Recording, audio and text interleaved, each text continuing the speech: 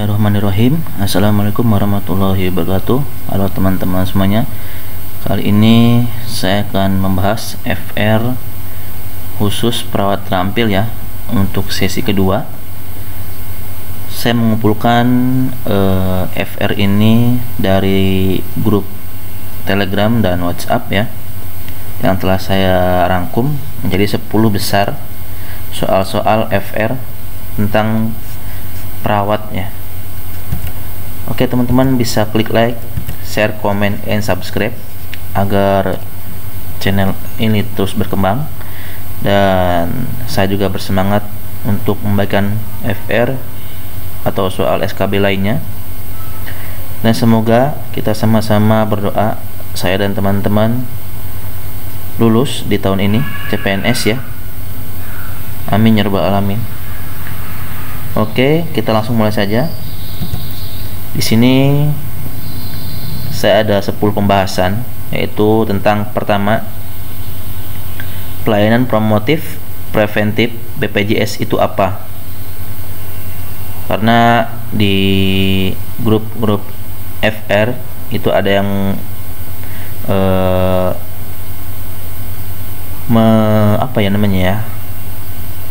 membagikan soal-soal yang mereka sudah ikut tes ya. Ini soal-soalnya. Terus yang kedua, salah satu program P2PL. Yang ketiga, imunisasi usia 2 bulan. Imunisasi apa? Terus yang keempat, hitung tetesan infus. Yang kelima tentang RJP. Yang keenam, GCS 13 apa? Yang ketujuh, metode keperawatan kayak metode tim, fungsional, dan lain-lain. Oke. Terus yang ke-8, nilai natrium dan nilai kalium. 9, supinasi itu apa? Terus yang ke-10, pemakaian narkoba, efek halusinasi. Oke, kita bahas satu-satu ya teman-teman. Tentang pelayanan promotif preventif BPJS. Nah, ini ada 3 gambar ya. Yang pertama itu di sini regulasi ya, regulasi promotif preventif JKN, yaitu Perpres nomor 12 tahun 2013 pasal 21 ayat 1. Manfaat promotif dan preventif meliputi pemberian pelayanan Penkes perorangan, imunisasi dasar, keluarga berencana, dan screening kesehatan. Terus Perpres nomor 12 tahun 2013 sama ya, tapi pasalnya beda, yaitu pasal 22 ayat 1A. Pelayanan kesehatan yang dijamin terdiri atas pelayanan kesehatan pertama meliputi pelayanan kesehatan non spesifik yang mencakup administrasi pelayanan, pelayanan promotif dan preventif, pemeriksaan, pengobatan, dan konsultasi medis, tindakan medis non spesifik baik operatif maupun non operatif, pelayanan obat dan bahan medis habis pakai, transfusi darah sesuai dengan kebutuhan medis, pemeriksaan penunjang diagnostik laboratorium tingkat pertama, dan rawat inap tingkat pertama sesuai indikasi. Terus yang gambar kedua ini, yang di tengah ini ya, promotif preventif dalam sistem pelayanan JKN, yang tadi sudah saya di gambar pertama, yaitu pelayanan primer ya, fokus optimalisasi, yaitu non spesifik, promotif, preventif, ini promotif, preventif, kuratif, dan rehabilitatif ya. Terus programnya tentang promotif preventif PJ kesehatan, yaitu penyuluhan kesehatan KIE, kesehatan ibu dan kesehatan ibu ya.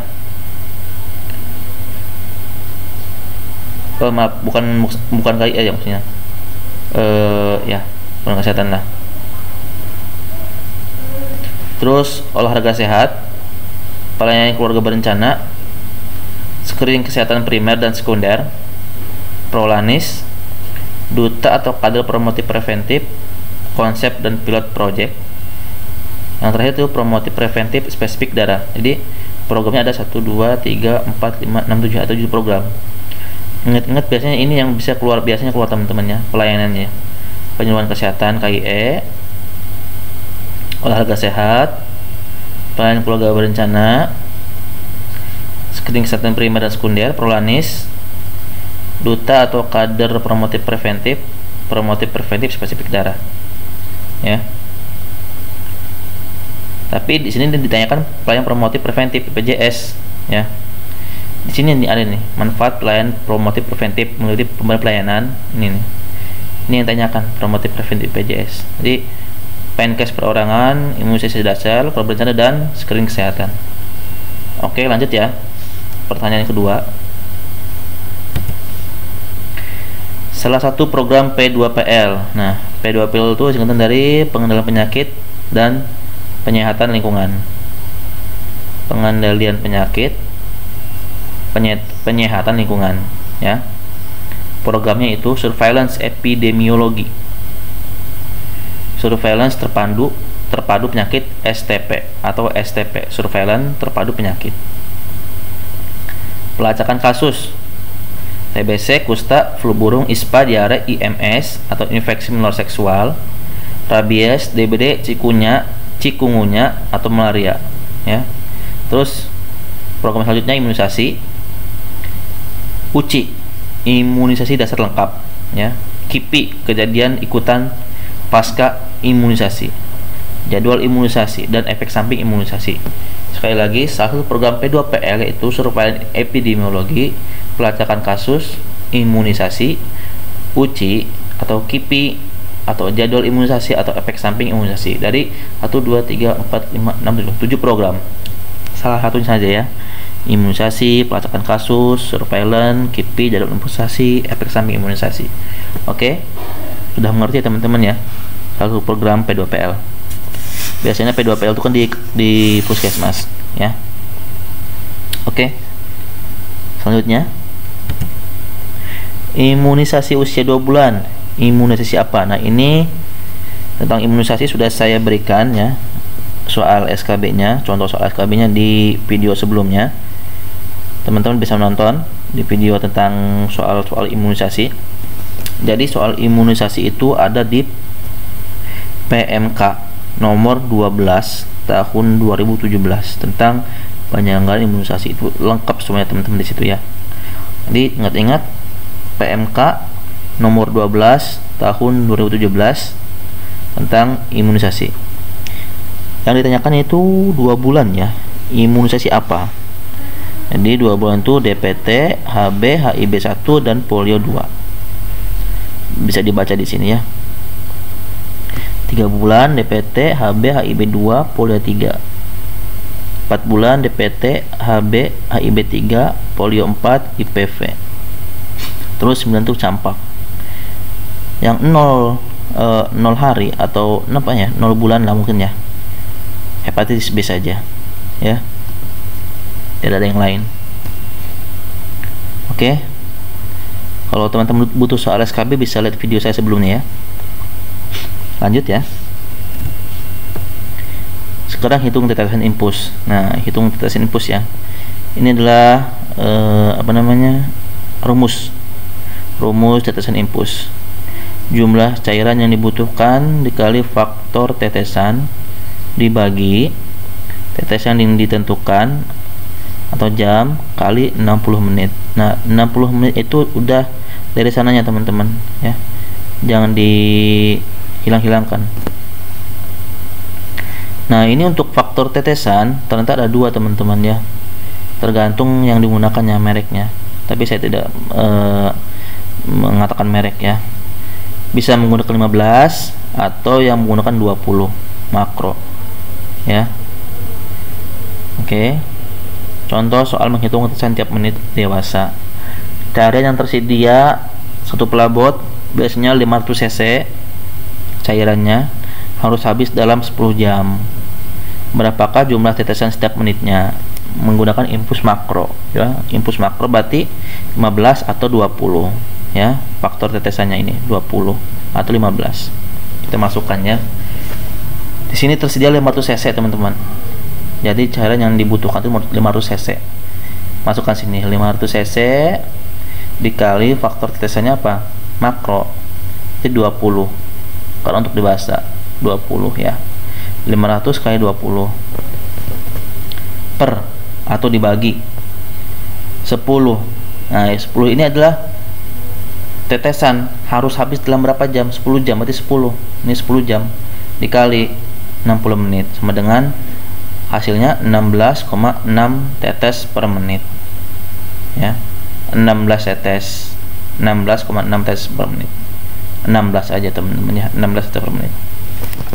Jadi itu rumus simpelnya. Nanti kalau teman-teman harus hafal dulu rumusnya. Jadi kalau teman-teman butuh menghitung tetes impuls, bisa langsung mengingat bahwa rumusnya itu jumlah cairan yang dibutuhkan pelabot atau impusannya dikali faktor tetesannya itu apa, mikro atau makro. Biasanya makro itu 15 atau 20, kalau mikro itu kalau nggak salah 60 ya teman-teman ya, dibagi tetesan ditentukan atau jamnya kali 60 menit ya. Oke, lanjut ya teman-teman ya. RJP, resusitasi jantung paru. Nah, setiap tahun setiap RJP itu pasti akan diupdate. Dulu 2010 ya, AH. Sekarang menggunakan 2015. Dulu ABC, sekarang CAB. Kita lihat perbedaannya teman-teman. Di sini gambar orang ini ya. Oke, cek respon benar. Meminta pertolongan. Setelah cek respon, ditepuk dada. Kalau dada tidak bisa ditepuk, tidak sadar, kita menggunakan rangsangan nyeri dengan ditekan sternumnya ya. Tidak ada sadar lagi, cepat minta pertolongan orang sekitar atau call for help, atau kita langsung telepon ambulan ya. Tolong. Nah, terus setelah kita minta pertolongan, cek nadi karotis. Cek nadi karotis, pastikan nadi dalam 10 detik ya. Nadi karotis itu seperti teman-teman mengetahui bahwa ada di leher ya. Perbedaannya ini 2010, 2015. Cek nadi karotis. Kalau ini cek napas dan nadi. Cek napas dan nadi ya. Bisa kita look, listen and feel di sini ya. Secara bersamaan kurang dari 10 detik. Kalau ini 10 detik saja, tidak ada kurangnya ya. Di sini kalau tidak ada nadi ya, langsung kompresi 30 kompresi kali 2 bantuan napas 5 siklus ya. Di ABC ini Guardian AH 2010 ini ya, 100 kali per menit dalam kedalaman 5 cm. Untuk 2015 nadi tidak ada atau napas tidak ada, langsung kompresi juga 30 kompresi sama, 2 kali napas juga sama. Kalau begini siklus, ini 5 siklus, ini 2 menit ya. Terus ini 100 sampai 120 kali per menit, 5 sampai 6 cm kedalamannya ya. Kalau ada di sini cek napas. Napas tidak ada, langsung 1 kali napas tiap detik, 1 2 3 4 5 napas ya, sampai 2 menit. 10 kali per menit volume tidal ya. Kalau ada langsung recovery position ya, evaluasi tiap 2 menit. Di 2015 napas ada, nadi ada, langsung recovery. Tapi kalau napas ada, napas tidak ada, nadi ada, langsung 1 kali napas tiap 6 detik selama 2 menit. Sama ini 10 kali per menit volume tidal, recovery posisi 2 menit ya. Oke, itu saja sebenarnya yang perbedaannya 2015 dan 2010. ABC, CAB. Nah, ini adalah perbedaan RJP antara dewasa, anak dan bayi.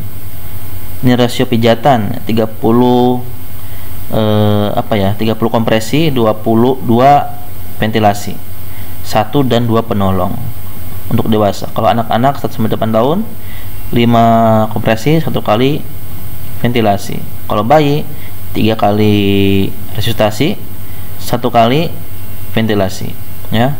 Kedalaman pijatannya 4 sampai 6 cm. Ini dari Palang Merah Indonesia, teman-teman, ya. PMI, ya. Terus anak-anak 3 sampai 4 cm, bayi 1 sampai 1,5 cm. Kecepatannya masih ini menggunakan 2010 ya, teman-teman, ya.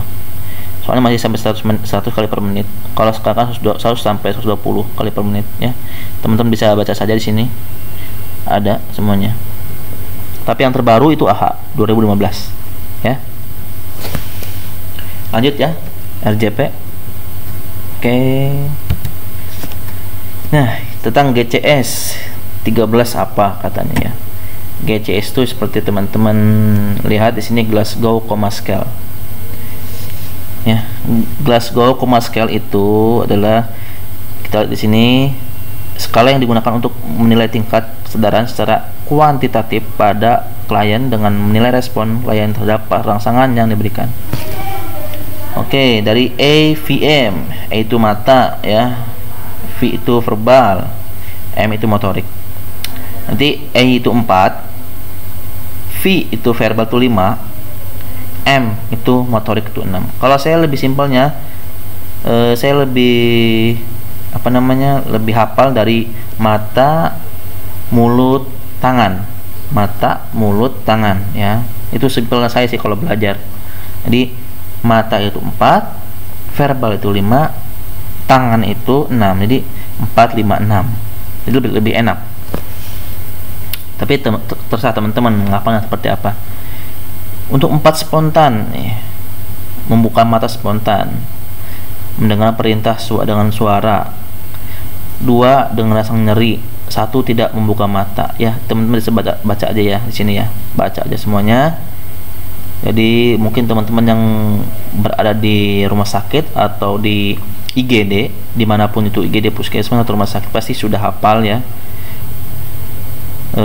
Nilai-nilai GCS harusnya udah hafal. Sekarang langsung kita pada intinya GCS 13. GCS 13 itu ternyata di sini apatis, teman-teman. Apatis. GCS 12 sampai 13. Kita hafal aja. Kompos mentis GCS 14 sampai 15. Apatis GCS 12 sampai 13. Somnolen GCS 10 sampai 11. Delirium GCS 9 sampai 7. Stupor atau semi koma kata orang-orang Maya, GCS 46, koma GCS 3. Jadi kalau GCS 3 batu itu satu-satu, ya. GCS itu tidak ada 0. Maksimal minimal 3, maksimal 15. Jangan keliru, jangan-jangan GCS itu ada nggak yang 0? Ada, aduh. Jangan. Minimal 3 GCS itu. Ini pengertiannya, teman-teman, ya. Kompos mentis normal, sadar sepenuhnya. Apatis, kesadaran segan untuk berhubungan dengan sekitarnya, sikapnya acuh tak acuh, tidak tidur, tidak bicara, dan pandangan hampa. Terus delirium GCS 97, mental dan motorik kacau, ada halusinasi dan gerak sesuai dengan kekacauan pikirannya, kadang berhayal, berteriak, memberontak, gelisah, disorientasi. Somnolen, kesadaran menurun, respon psikomotor yang lambat, mudah tertidur, namun kesadaran dapat pulih bila dirangsang, mudah digunakan tetapi jatuh tertidur lagi, mudah dibangunkan maksudnya, ya. Terus stupor atau koma, semi koma. Ini ada 4 nih. Kalau 4 itu berarti semi koma, ya. Beda-beda lah, teman-teman. Ini menjawab secara refleks terhadap rangsangan nyeri, suporo koma. Pendengaran dengan suara keras dan penglihatan kuat. Terus koma, tidak bisa dibangunkan, tidak respon terhadap pelaksanaan apapun.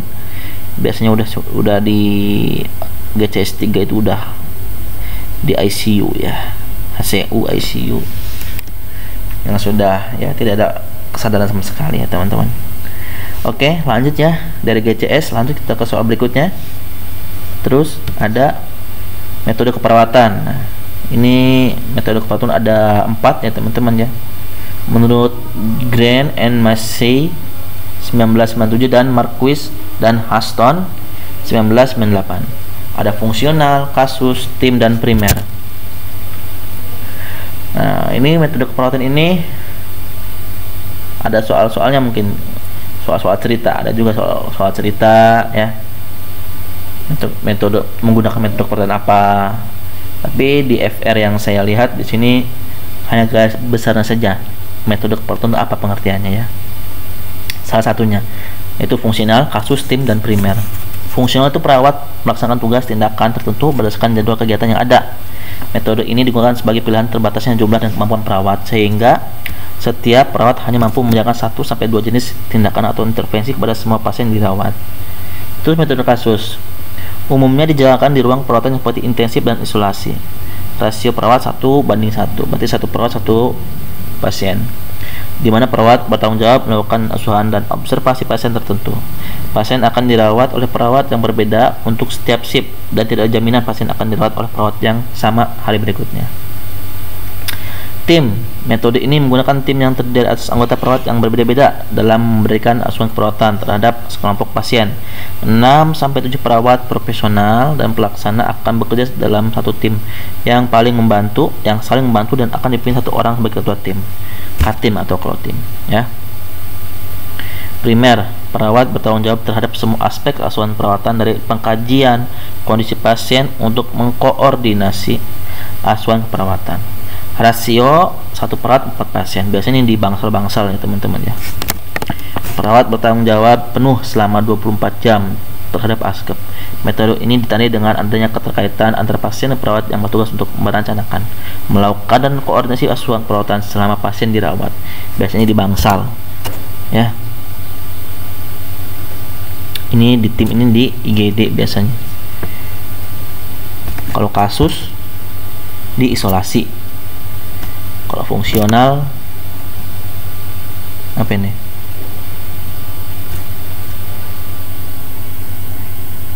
Fungsional saya belum tahu nih teman-teman ya. Kalau memang teman-teman tahu mungkin bisa komen di bawah teman-teman ya. Ini kalau primer itu berarti di bangsal, tim itu di GD, kasus itu di isolasi. Oke. Kalau fungsional saya kurang begitu paham juga ini. Semoga teman-teman bisa komentar di bawah kalau memangnya teman-teman bisa memberikan komentar untuk fungsional contohnya ya.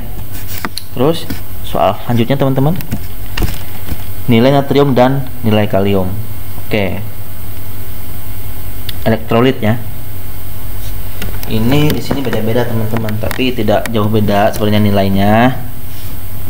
Di sini nilai normal elektrolit itu ada natrium, kalium, kalsium, magnesium, klorida, bikarbonat, dan fosfat. Kalau di sini natrium, kalium, klorida. Nah, ini ada kalau di sini lebih spesimennya teman-teman ya.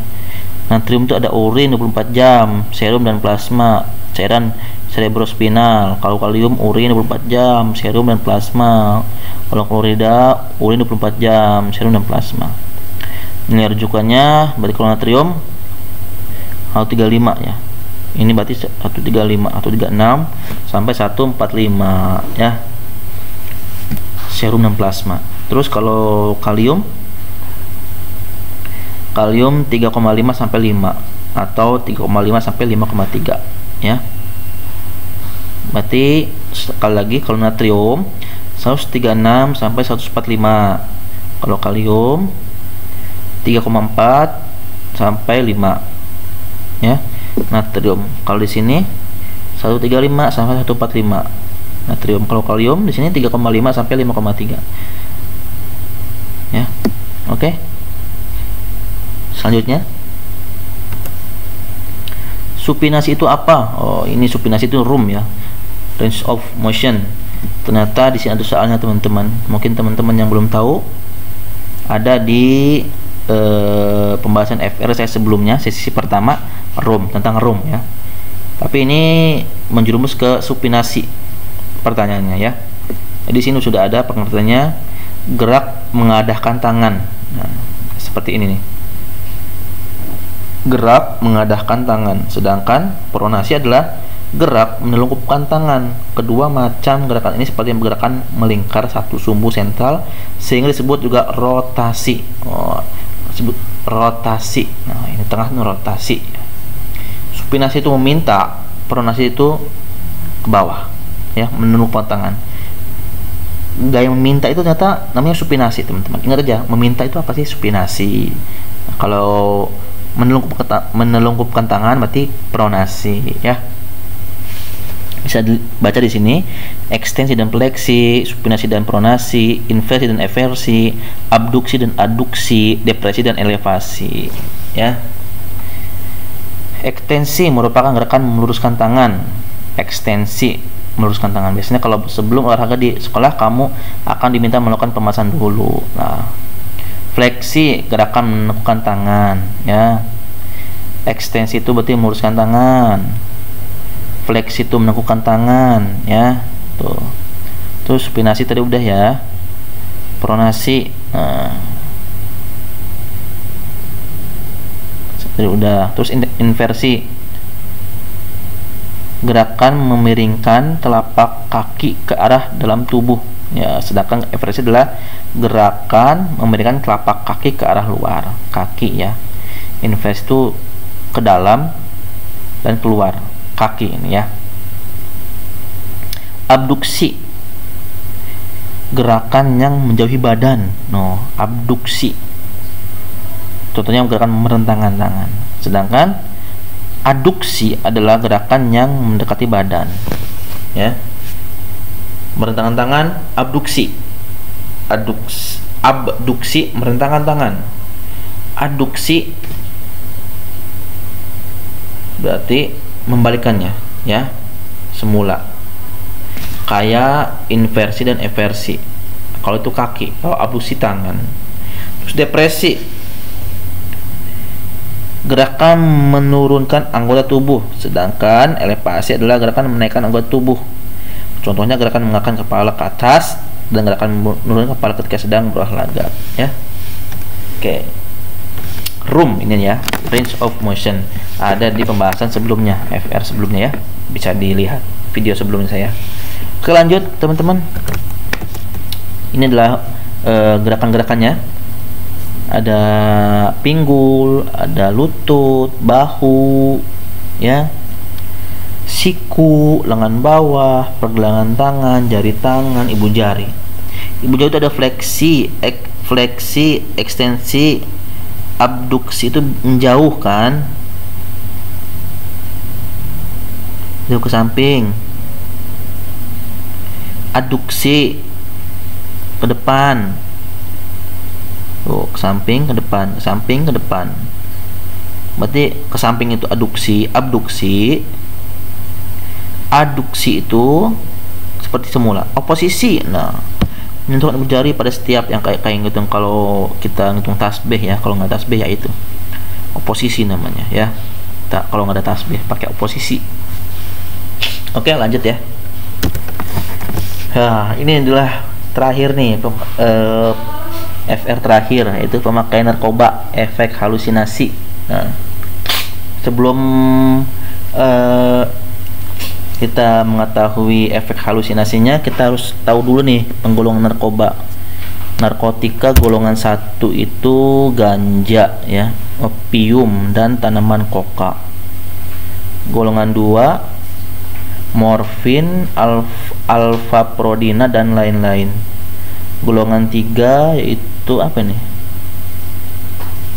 Golongan 3 berarti golongan 1, golongan 2, golongan 3 narkoba. Terus apa nih? Berdasarkan pada bahan pembuatan jenis-jenis narkoba, di antaranya adalah narkotika jenis sintesis. Contohnya amfetamin, metadon, deksamfetamin dan sebagainya, ya. Narkotika jenis semi sintetis, morfin, heroin, kodein dan lain-lain. Terus narkotika jenis alami, ganja dan koka. Kalau pengertiannya bisa dibaca, ya teman-teman, ya. Saya hanya intinya saja, ya. Golongan itu ada 1, 2, 3. Terus jenis itu sintetis, semi sintetis dan jenis alami. Oke. Bisa dibaca, ya, teman-teman, ya, untuk pengertiannya, dan langsung ke masalah soalnya, itu halusinasi, ya. Ternyata halusinasi itu Di sini ada dua nih teman-teman ya. Dehidrasi tuh, halusinasi nih ya. Dehidrasi, halusinasi, kesadaran, kematian. Ini halusinasi menjadi salah satu efek yang sering dialami oleh pengguna narkoba seperti ganja ya. Berarti jawabannya adalah ganja. Pemakaian narkoba efek halusinasi ya, sering dialami oleh pengguna narkoba seperti ganja. Nah, ini semua sumber narkoba ini atau pemakaian narkoba ini dari situs BNN ya. Jadi bukan situs lain, saya langsung ke situs BNN-nya secara resmi, dan di situ ada tulisan bahwa yang sering mengalami halusinasi itu adalah pengguna narkoba seperti ganja ya. Berarti jawabannya adalah ganja. Pemakaian narkoba efek halusinasi. Oke. Ini sudah soal ke-10. Terima kasih teman-teman, semoga bermanfaat, dan jangan lupa klik like, share, comment, and subscribe, dan kita terus bersama-sama berusaha dan berdoa semoga saya dan teman-teman bisa lulus CPNS tahun ini. Amin ya rabbal alamin. Terima kasih. Assalamualaikum warahmatullahi wabarakatuh.